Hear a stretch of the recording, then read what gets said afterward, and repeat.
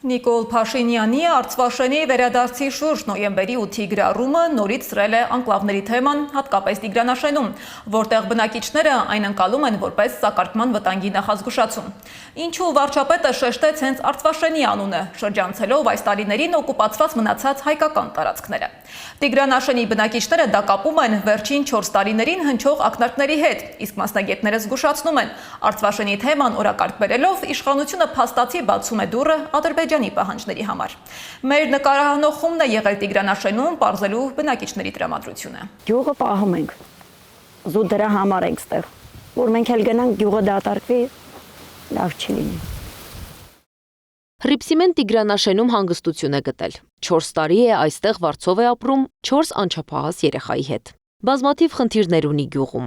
Օրինակ, երեխաները սևակավանում են դպրոց հաճախում, գոհ չեն Տիգրանաշենի դպրոցից։ Ջրի, ճանապարհների խնդիրներ կան, նաև աշխատատեղերն են քիչ, բայց կարծում է, գյուղը կարևոր նշանակություն ունի Հայաստանի համար։ Այստեղ ապրել է պետք։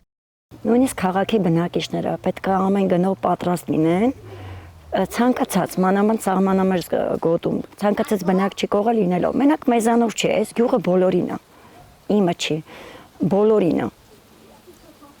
Գյուղը պիտի պահվի։